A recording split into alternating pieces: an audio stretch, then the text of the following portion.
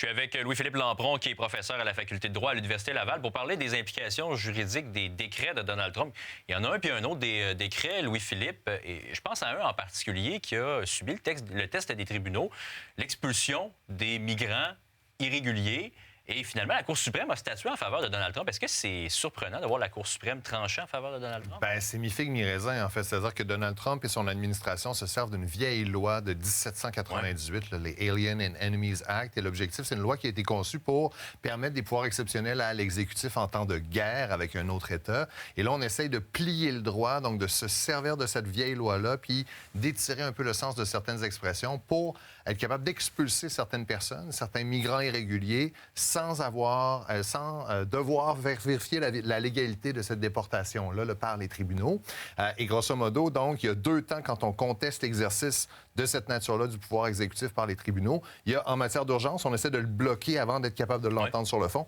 Et c'est une décision de cette nature-là, en fait, qui a été rendue par la Cour suprême des États-Unis. Puis donc, on a donné partiellement raison à Trump, mais on a également dit qu'il fallait absolument que, si on voulait se servir de ces pouvoirs-là à courte échéance... Qu'on se prononce sur le fond.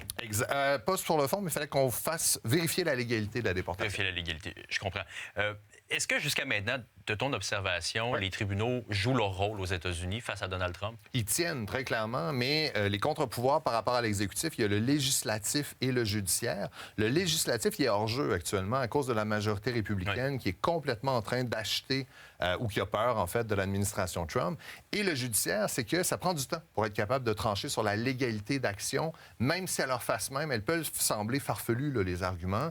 Et là, le grand problème, en fait, c'est que pendant le temps que ça va prendre pour qu'on soit capable de trancher la légalité des nombreuses actions qui se multiplient du côté de Trump et son administration, bien, il y a des personnes qui vont être déportées à la méga-prison d'El Salvador. Puis une fois qu'elles sont de l'autre côté de la frontière, très, très difficile, en fait, de forcer du côté du judiciaire leur rapatriement. Alors, il y a vraiment plusieurs questions très problématiques qui découlent là, de l'utilisation de la force du pouvoir exécutif. Donc, ça semble être planifié par Donald Trump d'aller tellement vite que les cours ne puissent pas suivre à la même vitesse. C'est impossible que le judiciaire soit capable de suivre. En fait, il y a des limites, en fait, à ce que le pouvoir judiciaire est capable de faire comme réparation. Et donc là, en ce moment, on a une Cour suprême qui a donné partiellement raison à Trump, mais qui est quand même venu restreindre la capacité d'utiliser ces pouvoirs-là.